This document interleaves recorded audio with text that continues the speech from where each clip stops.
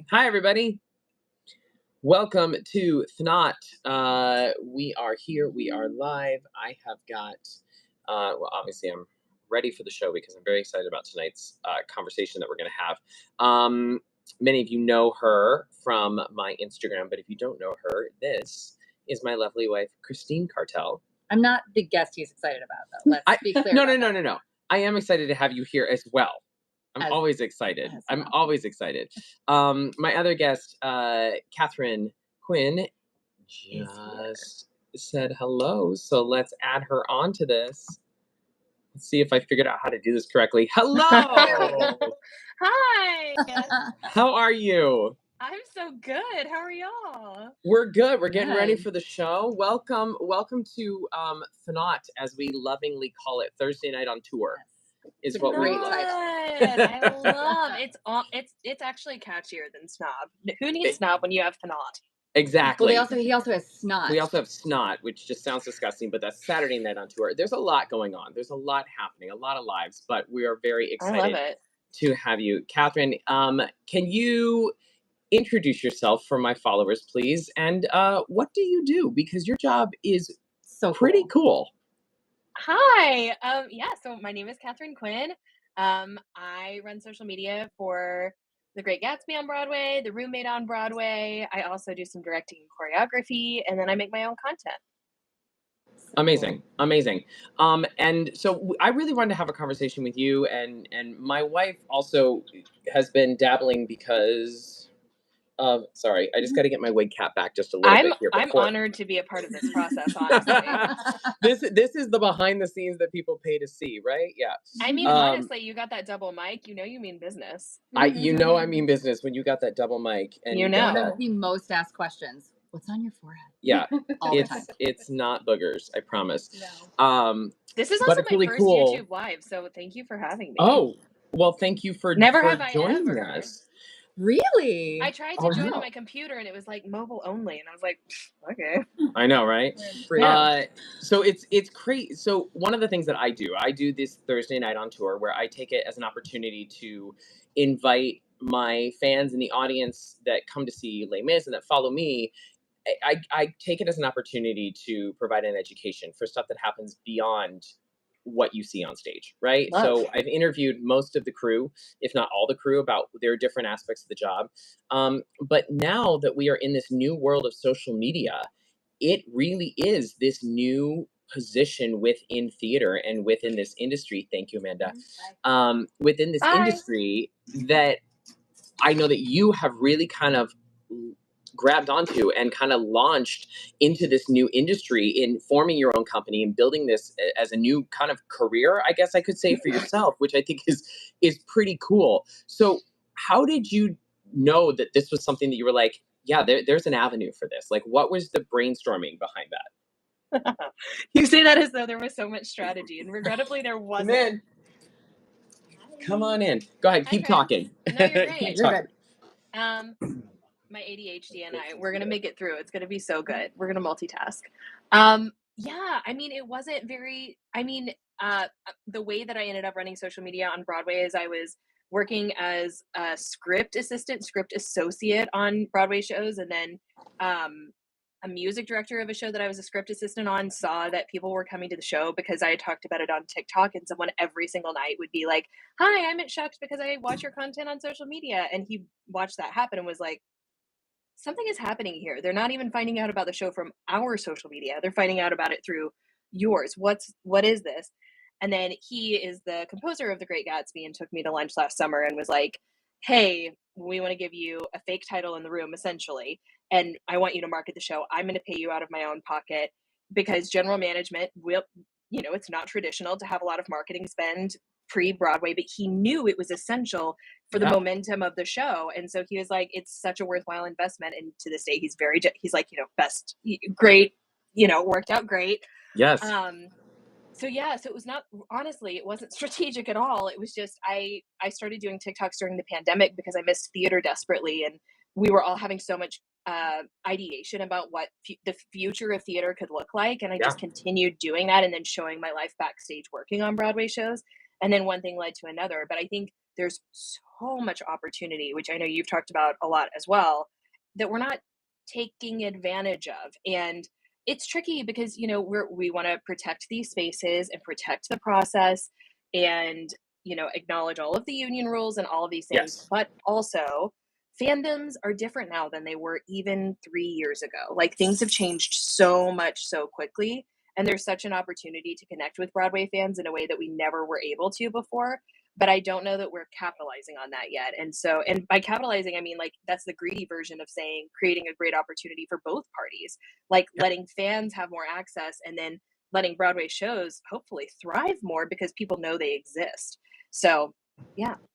Because I kind of feel like there is some gatekeeping that happens, right? It's like, Oh, yeah. I know that there's a lot like that we're not allowed to show backstage here at Les Mis because they're like, we want to preserve the magic of the theater, which I completely am for, preserving the magic of that sitting in the seat. However, there is a point where I think that we go, how do we invite audiences into our world that are outside of New York City, that are on opposite sides of the country, that are in smaller outside towns the world. or outside the world, or opposite sides of the world. where- yeah. Outside of the world. but that are in different Intergalactic. places. Yes. Yes, exactly. That's the next frontier. That's what it is. But are in different places where theater is not accessible, right? Like, how Yeah. do we invite those folks into our world? Because being on a phone is now everybody has it. So it's Yeah. like, like somebody said, increasing accessibility. Yeah. So Yeah, it feels a little short-sighted to me to think that only the however many hundreds, maybe a couple thousand people in that one physical location are the only ones who should get to experience that magic. Like, does everybody want to go see the Taylor Swift Eras tour? Yes. But can I afford that? No. And will I watch a live stream of the concert? Yes. Does that hinder me from wanting to go see it in person? No. It makes me want to go see it even more. So exactly. I'm a big advocate for more is more, and still protecting the precious parts of the process that like should belong on stage and backstage. But I think there's so much work we could do in terms of inviting people in. And there's just a lot of fear. Yes. Well, and that's the thing. It's like when I think back to like when we first moved to New York City, which is might age us, it might not, I don't know, but when Drowsy Chaperone opened and like their marketing campaign was like this, which is one of my favorite shows. I love it so much.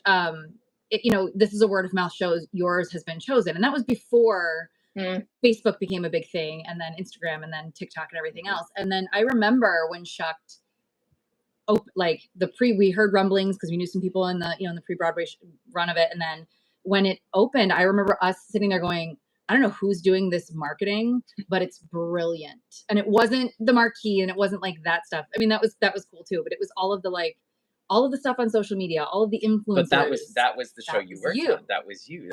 And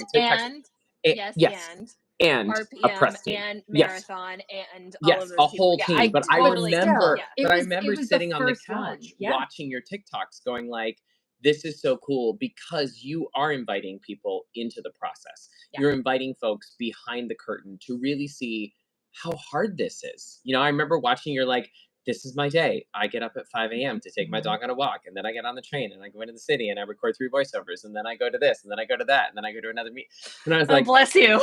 But like, I remember those things, and those are the things I think that for folks that are watching, that's I think the part of theater that I love also showing folks is that it's not just the 3 hours a night for me that you're watching on stage. It is a whole day of making sure I'm ready to do a 3-hour show at night, right?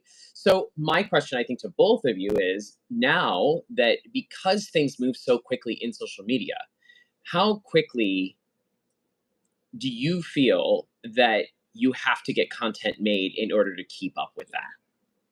Oh gosh. Yeah, I mean, devastatingly fast. It's hard too because I'm not in the room and I'm not backstage. Like I do try on new projects that I get on to get as much in the room access as possible. I'm also pushing really hard for my title to not be like social media manager, because honestly, that is not even remotely indicative of what the job that I'm doing is. On The Roommate, my job is digital content producer, which is getting like a little bit closer. Okay, but just great. Something that can offer access. It's like bridging what's happening in the room to the digital brand of the show. I fully lost my thought. Oh, trends. Yeah. Why I don't know why I tangented over there. Because of how quickly things have to move. We were talking about, yes, yeah, because I don't have access to the humans in the show all the time. So Gatsby is an example, old sport. I love the cast so very much. They're incredible. They're also so busy. And I mean, this is true on so many shows. There are put-ins, there are split tracks, there are swings, there are people out, there are people on vacation, whatever. Like it just isn't it, the party literally never stops. So like I have made gentle asks for folks within the company of like this very demure, very whatever, that trend that is currently happening. That we're working on too. I've been working on it for like 3 days. Yep. And just gentle nudges to humans in the company who may or may not want to do it. And I did a nudge today. They were like, no, girl, yesterday's show was insane. And I'm like, great, no problem. Going to be accommodating of that. So maybe today, but the trend's going to be over. You know what I mean? In like 2 seconds, because the pace of the internet is bananas. Literally the conversation we were having on the way here, because we started doing one, and then now we're like shifting gears on how we want to do it. Because now we're seeing the trend right now. Theater is now they're creating their own based on that. With the not to say too much, but what you were saying before about actually piggybacking on what both of you were saying, watching your reels and your TikToks about how just jam packed and busy your day is. Like this is something that when we were, because Nick just released his album and there was a whole social media thing that. The label was like, hey, you're not on YouTube Shorts. You need to build up his YouTube following. So we're like, oh, okay, we have to do YouTube Shorts now. And then it was like, we haven't posted on TikTok in forever. Okay. And it's so wild to me that correct social media manager doesn't feel like the right title. And it also isn't, it's absolutely a job, but digital content producer does feel closer. Mm-hmm. And it's also just, it's constant and it's nonstop. But I can't figure out the algorithms, what one wants and what the other platform wants. And they change. Constantly. As soon as you feel like you have the hang of it, they're like, no. 20 images in a carousel. And now carousels are going to be pushed to reels. So yes, video content's okay, but also carousels are really valuable for you. So you want to use those, but also we're going to introduce this notes feature. Also, you thought hashtags were dead, but really it's useful to use 3 to 5 per post, but only on YouTube, not on Instagram. So it's just like, it's a never ending. So how do you keep those all? You just have it in your head. I'm a monster and insatiably curious, and so I just and I love creating my own content. And the company under which I am doing social media on Broadway, spoiler, I'm creating a lot of really exciting content just for that platform that's exclusive of a Broadway show. And so I am just like, as soon as I don't know, social media algorithms are now a special interest. And so I watch YouTube videos, Instagram Reels, TikTok. Like most of the content I consume is not theater content. Most of the content I consume is hacking algorithms, business, entrepreneurship, how to boost those social media, all of that stuff. So somebody had a question. Do you have a way to show that the content that you're putting out there is translating into sales? Yes, which is crazy because that's not the point of social media. So the dream on a Broadway show, the dream of social media on a Broadway show is that you have a place for the fans to bring in new fans via trends and connecting to the zeitgeist, and also a place for fans to return to so they want to go back. Something they fall in love with, whether it's an actor or a moment on stage that they didn't notice previously or whatever, the lore of the show, a real fandom, a reason to return. The magical thing that has happened is, and this is new, like the advertising agency with whom I am working on Gatsby is Spotco, and I'm working closely with their digital team, and they literally will email me now and they'll be like, hi, we have an unexpected and unexplained spike in web traffic and intent to purchase on this day. What happened in social media world? Was there anything? And 10 out of 10 times there's been a viral trend. So it's like we literally have been able to map spikes in sales to viral videos almost every time, which is crazy because that's not even the point. We're not making the viral video so that someone that day is going to buy a ticket to the show, but it's happening anyway. I mean, watching them all day, like all those dance videos to New Money, I was like, crazy. First off, that choreography is insane. Second, I was so like, good. I will break my body trying to do that before a show. Yeah. Please we opted out of that one. No, reconsider. You should do it. Wait, maybe we'll try. Maybe we'll see if we can get the cast together to do it. There's a tutorial online. You'll be great. I know. Believe me, I've watched it. I'm ready, Nick. I'm ready. Let's go.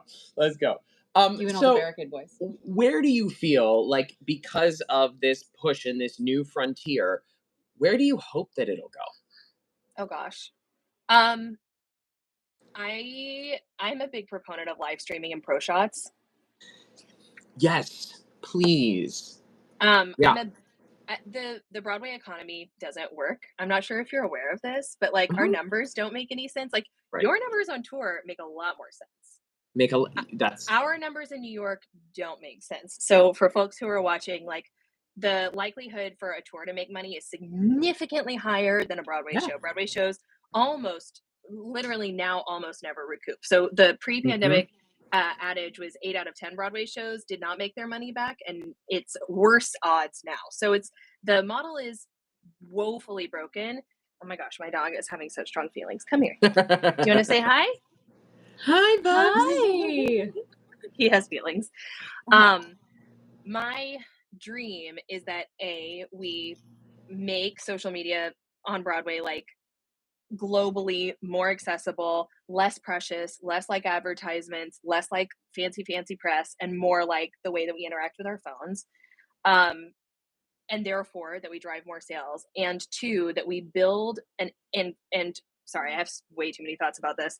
No, it's great. Reallocate our marketing budgets accordingly, so that, like, you know, instead of a $40,000 New York Times print ad, we're going to put that into a kick-ass music video that's really going to like generate a ton of excitement. That's gorgeous. Let's do New Money on a yacht.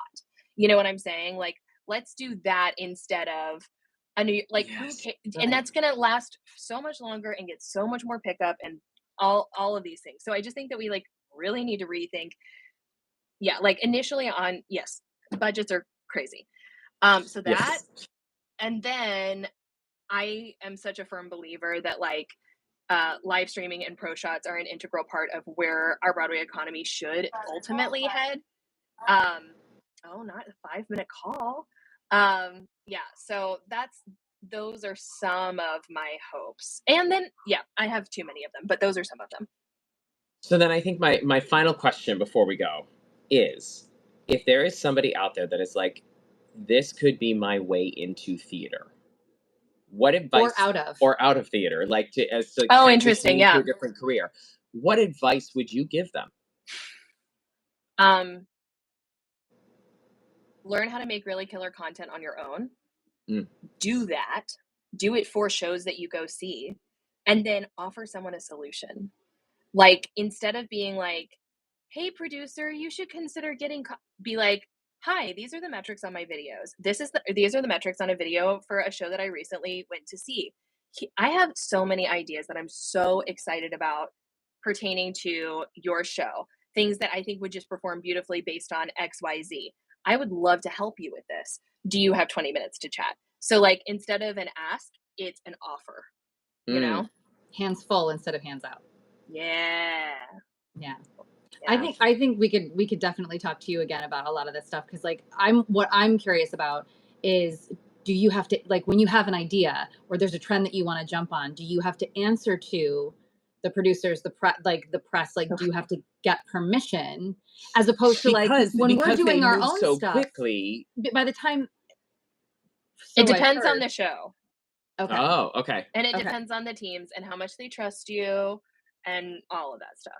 Yeah, it makes a big difference. There's shows that right now, I know you've got to go. There's shows right now that I'm starting on with sort of the genesis. Like, we're in the workshop phase. They haven't done their out of town yet. We're gonna do our out of town sometime in 2025. Awesome. That's ideal. Yeah. I want to be in there at that level, building from the beginning. From that point. My least favorite thing is picking up the pieces from other people, which I will do because this is the start of my business and it's a necessary thing. But it's so hard because if you don't have that momentum, you're sunk. All right. Yeah. Well, there's already a request to bring you back. Yeah. Somebody's already been like, many thanks for this. Like, please bring Kay back. So we will have to figure out a time to have you back on another live. Thank you for having me. So cool. Like, we could talk for the rest of the night, but I do have to go on stage and I have to put a 4-year-old to bed. Sing a musical. So I love that. Will this live anywhere? Yeah. So once this is done today, we will post it on my YouTube channel. We're going to tag you, and we're going to post it probably tomorrow or the next day. But it might go up immediately. Depends what it wants to do this week. We'll see. But anyway, we will make sure that we have you on again. Catherine, thank you so much. You're the best. thanks for being on here. Have and a we'll good figure out show another time to and bring have you a back. happy 4-year-old. Thanks. Fingers crossed. Bye, everybody. Thanks for Bye. tuning into ThNOT, and we will see you on Saturday night for SNOT with Haley, where we're all going to talk about what happened with the theater evacuation on our opening night here in Boston. It's fine. It's fine. Boston's great. There's a lot of haze. Anyway, we will see y'all later. Catherine, thank you again. Bye everybody.